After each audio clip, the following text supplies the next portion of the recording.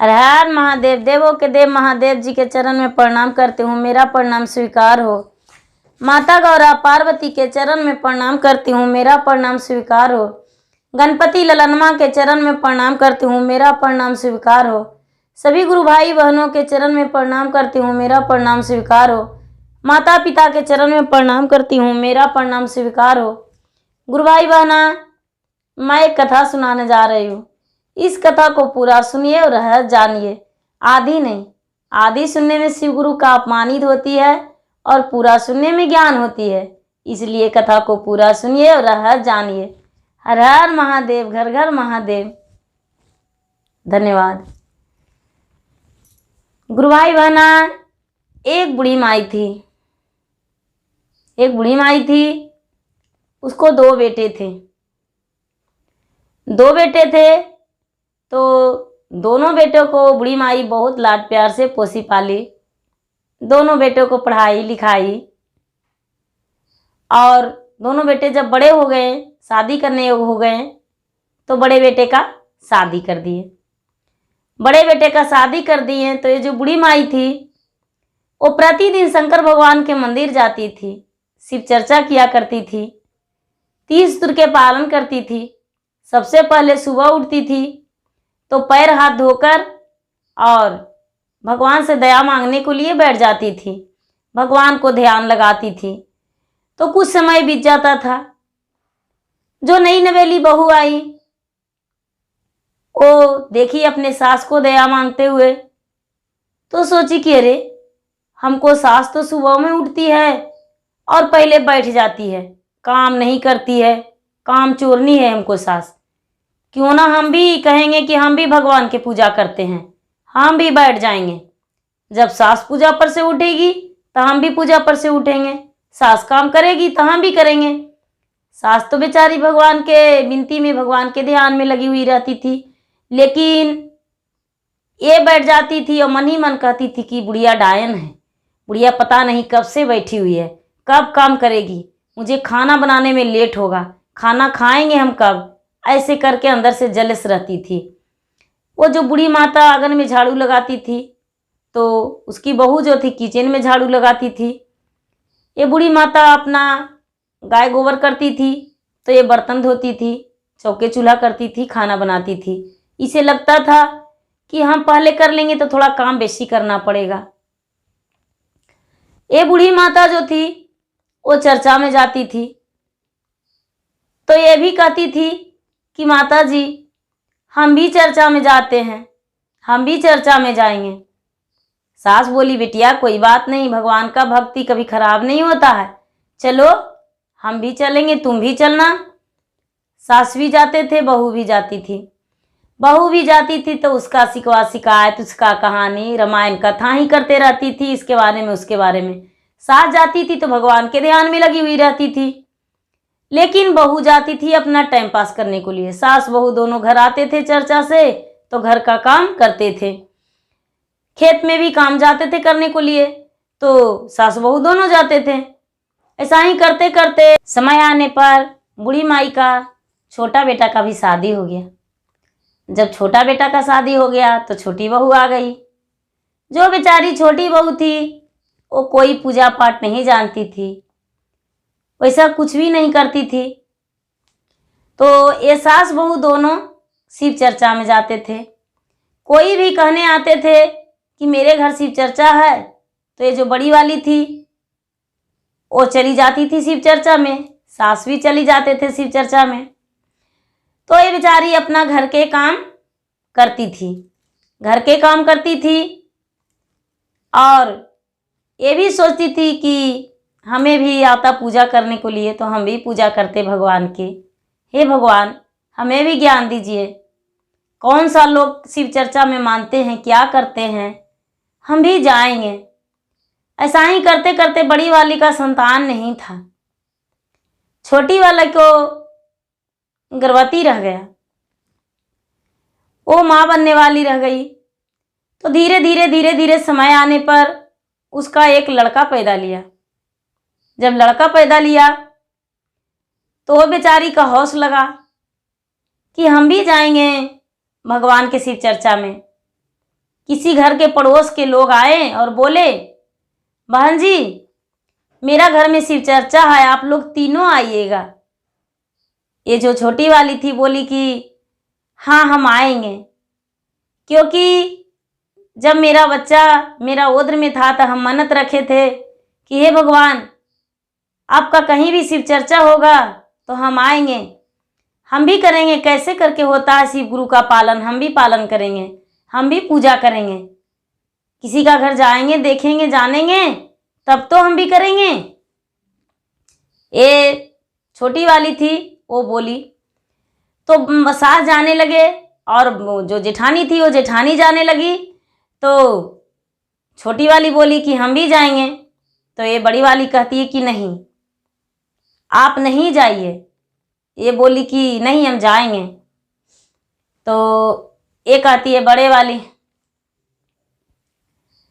घर ही मेरे गुतनी दीनमा बीताई है, घर ही मेरे गुतनी दीनमा बीताई है, करी है रसोईया बेहबरवा हो, अपना बाला का संहारी है, करी है रसोईया बेहबरवा हो, अपना बाला का संहारी है।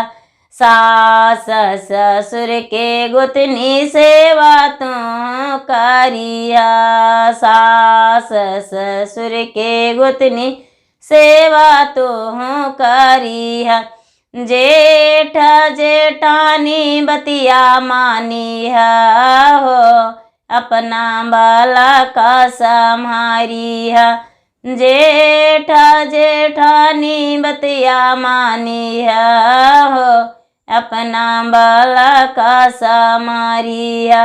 हम जाए वैसा ता संग में हो, हम ज्ञान ले ली, हम जाए वैसा ता संग में हो, हम ज्ञान ले ली, ज्ञान हम ले गुतनी माने पचताए ले, ज्ञान हम ले गुतनी माने पचताए ले, नाही हाई गोदी में लाला नामा हो, अपना बाला का संहारी है, नाही हाई गोदी में लाला नामा हो, अपना बाला का संहारिया, गुरु जी से मांगवे लाला नामा हो, हम जय शिवा चर्चा में, गुरु जी से मांगव गोदी बाला कावा हो, हम जय शिवा चर्चा में। वो बेचारी बोली अच्छा ठीक है जाइए। ये जो बड़ी वाली थी जिसके घर जाती थी शिव चर्चा में, तो बोलती थी कि बहन जी मेरा घर में देवर और देवरानी भी हैं, उनको लिए मुझे प्रसादी दे दीजिए और उन्हें हम प्रसादी देंगे। लेकिन जैसा ही घर से बाहर होती थी झट से गप्पे लगा लेती थी, मार देती थी, खा जाती थी प्रसादी और अपने देवर देवरानी के लिए कुछ भी नहीं लाती थी। देवर देवरानी को पता नहीं चलता था कि शिव चर्चा में क्या बंटता है, क्या मिलता है, ये कुछ नहीं जानती थी, किसी को घर नहीं जाती थी। उस घर आगे से सास गए, दे और जेठानी गए। ये बेचारी घर का सारा काम संभाली और गोद में बच्चा लेकर और जिनके घर चर्चा हो रहा था उनका घर के पीछे खड़ी हो गई। घर के पीछे खड़ी हो गई और चर्चा सुनने लगी। चर्चा सुनने लगी तो सारी लोग भजन गा रहे थे, तो ये बेचारी बहुत खुश हुई और इसे लगा कि अरे कितना अच्छा चर्चा होता है, कितना अच्छा लोग भजन के करते हैं, भगवान का गुरु का जाप करते हैं। हम भी आज से भगवान के भजन में जाएंगे, थोड़ी देर जाएंगे लेकिन ज़रूर जाएंगे। मेरे लिए तो काम ही ज़िंदगी भर रहेगा, लेकिन भगवान का भजन भी ज़रूरी है। ऐसा कह के और बेचारी मन में ठान ली। और जब आरती होने लगा तो ये भी दरवाजे पर आ गई कि आरती तो लेकर सारे लोग आएंगे। इसे लगा कि अंदर में मेरा सास है और जेठानी है, तो हम बाहर में ही रहेंगे और प्रसादी लेकर झट से हम अपना घर में चल जाएंगे, मेरा सास और देवरानी जेठानी नहीं देखेंगे। ये बेचारी दरवाजे पर खड़ी रही। आरती लेकर आए, आरती ले ली, अपने बच्चे को आरती दे दी। भगवान इसका आरती जो ली और पिछुआरे होकर वो भजन सुनी, चर्चा सुनी, तो भगवान बहुत खुश हो गए। भरमुख आशीर्वाद दिए इसको, आशीर्वाद दिए भगवान। भगवान को कोई नहीं परख सकता है कहाँ पर खड़ी है, कहाँ नहीं है। भगवान तो कन कन में रहते हैं। भगवान इसे आशीर्वाद दिए। इनकी शिव चर्चा सुनने से भगवान बहुत खुश थे। वो जब प्रसादी सारी लोग को बांटने लगे, बाहर भी आके देने लगे, तो सारी वहाँ गुरु भाई बहने थे जो निकले, तो इनका भी प्रसादी मिला। तो ये बेचारी कहने लगी कि गुरु भाई बहना, आपसे मेरा अनुरोध है कि आप शिव चर्चा कैसे करते हैं, हमें भी बताइए, हम भी गुरु ज्ञान लेंगे, हम भी पालन करेंगे 30 सूत्र के। क्या करते हैं आप? इन लोगों ने बोले, आपके घर में जेठानी नहीं बताती है? बोले नहीं। आपके घर में सास नहीं बताती है?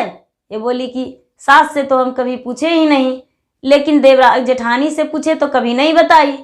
इन लोग बोले कि देखिए बहन जी, सबसे पहले सुबह में उठिएगा तो पैर हाथ धोकर भगवान के ध्यान लगाइएगा कि हे शिव गुरु, आप मेरे गुरु हैं, मैं आपका शिष्य हूँ, मुझ शिष्य पर दया कर दीजिए। कम से कम 11 बार की सवार करनी चाहिए। दूसरा सूत्र में चर्चा कीजिए, जैसे हम आपसे बता रहे हैं कि गुरु बहना आप शिव को गुरु बना लीजिए, उसी तरह दूसरे से कहिए कि हे गुरु भाई बहना, आप शिव को गुरु मानिए। शिव बहुत पुराने गुरु हैं, बहुत दयालु हैं, दया के सागर हैं, दुखिया को दुख के बांटते हैं, उनमें कोई भेदभाव नहीं, कोई खर्च नहीं है। उन्हें अपनाइए, अजमाइए, 3 सूत्र के पालन कीजिए। ऐसे करके चर्चा कीजिए एक दूसरे से। और तीसरा सूत्र, ओम नमः शिवाय, ओम नमः शिवाय, ओम नमः शिवाय, ओम नमः शिवाय जाप करके 108 बार जाप करके शिव गुरु का प्रणाम कीजिए। ऐसा करने से भगवान सभी दुख दूर कर देते हैं, सभी दुख को दूर कर देते हैं और सुख शांति प्राप्ति होती है। ये जो छोटी बहू थी वो अपने दिल में बसा ली, दिल में बसा ली, और उस दिन से गई और जाकर और भगवान को ये भी जाप करने लगी। और जिसके घर शिव चर्चा होता था, कितना हूँ मना करती थी जेठानी, फिर भी ये चल जाती थी और जाके भजन जाप करती थी। गाने बजाने में इसको बहुत अच्छा लगता था। अपने जेठानी से बोली कि दीदी जी, हम भी चर्चा कराएंगे घर में।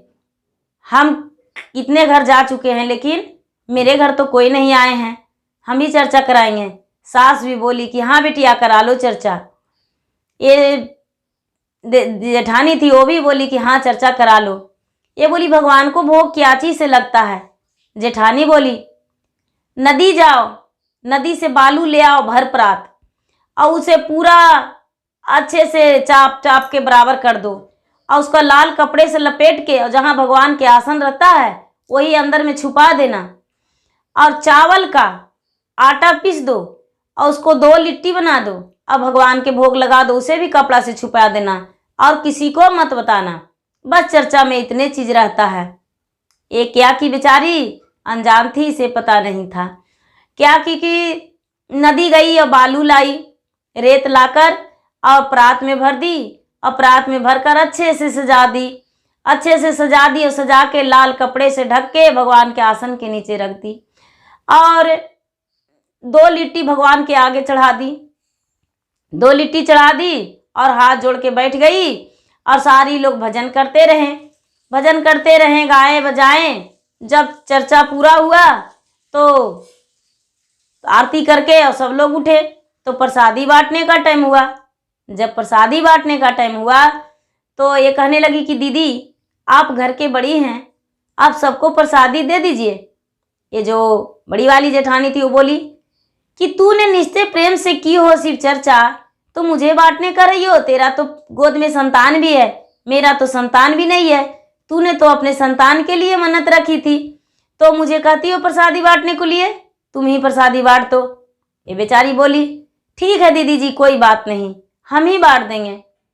ये जो लाल कपड़े से ढककर प्रसादी रखी थी, वो प्रसादी निकाली बालू का रेत। जब बालू का रेत निकाली तो बालू का रेत जो था वो 56 भोग में बदल गया था। 56 भोग में बदल गया था। सारी लोग देखें तो कहने लगे कि अरे ये बूढ़ी माता को बहुत कमाल की निकली, कितना प्रकार के भगवान के लिए भोग लगाई थी, तो भोग तो धमक रहा है पूरा, कितना सुंदर खुशबू है भोग में। सारी लोग देखें, सारी लोग के प्रसादी दी। सारा जितने गुरु भाई बहना आए हुए थे सबको ये छोटी बहू प्रसादी दी। प्रसादी खत्म नहीं हुआ और ये अपने जेठानी को दी, तो जेठानी का सबको लगा कि प्रसादी 56 भोग मिल रहा है, लेकिन मुंह में ली तो उसका बालू का रेत बन गया। अपने सास को दी तो सास का 56 भोग का प्रसादी मिला। अपने पति का, अपने जेठ का, अपने ससुर को, सबको दी प्रसादी, 56 भोग का प्रसादी मिला। और अगल अड़ोस पड़ोस जितने थे सबका सुंदर प्रसादी मिला। इस जेठानी का मुंह में रेत जाते ही चिल्लाने लगी कि तूने तो मुझे बालू का रेत दी प्रसादी में, देखो तो। सारी लोग कहने लगे नहीं बहन जी, इसी प्रास से तो आपको भी मिला है, इसी प्रास से मुझे भी मिला है, बालू का रेत कहाँ से देगी, आप झूठ बोलते हैं। वो कुछ नहीं बोली। जब 2 लिट्टी चावल को जो रखी थी, वो सारी लोग बोलने लगे कि उस कपड़ा में क्या छुपाई हो, तो बेचारी कहती है कि चावल का लिट्टी छुपाए हैं। सारे लोग देखे तो देख रहे हैं कि सोने का बना हुआ है दोनों लिट्टी, सोने का सील दोनों बन गया है। ये बेचारी देखी, सारे लोग देखे तो कह रहे हैं सोने का सील है। अभी जेठानी जो थी और लड़ने लगी कि अरे ये 2 सोने का सील हो गया, तो एक मेरा एक तुम्हारा। ये कहती है ठीक है दीदी ले लीजिए, एक हम लेके अपने ससुर को दे देंगे। एक ही ले ली और एक ये बड़ी वाली जेठानी ले ली। सारे लोग अपना घर चले गए।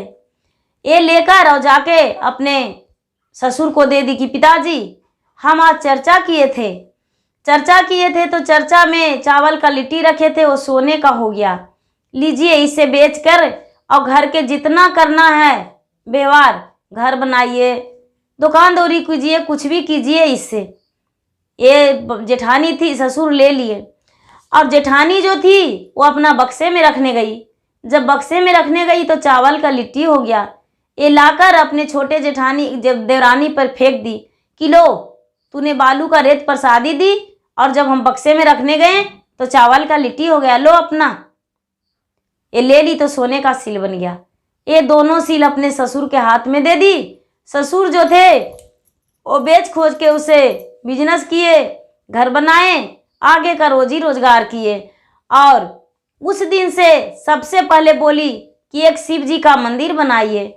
उसके ससुर सबसे पहले शिव जी का मंदिर बनाए। मंदिर बनाकर आओ उद्यापन किए, उसे वहाँ पर स्थापना करके भगवान का शिवलिंग के स्थापना किए और पूजा पाठ करवाए, शिव चर्चा करवाए और सारी परिवार शिव गुरु को मानने लगे। जो जेठानी थी वो सबको देखकर जलते रह गई और कभी भगवान को मानती भी नहीं थी और नहीं मानी और निसंतान ही रह गई। और छोटी को भगवान पूरा गोद भर दिए, उनका घर भर दिए, सब कुछ भर दिए, किसी चीज़ से बाकी नहीं रहा, सारी चीज खुशियाँ उसके घर में आ गए। गुरु भाई बहना, जो भक्ति सच्चे मन से भगवान को करते हैं भगवान उन्हें सब कुछ दे देते हैं। जैसे छोटी बहू पे दया किए भगवान, उसी तरह सब पे अपना दया बरसा कर रखिए और दर्शन दीजिए। हर हर महादेव, घर घर महादेव। गुरु भाई बहना, मेरा वीडियो अच्छा लगे तो इसे लाइक कीजिए, शेयर कीजिए, सब्सक्राइब कीजिए। धन्यवाद।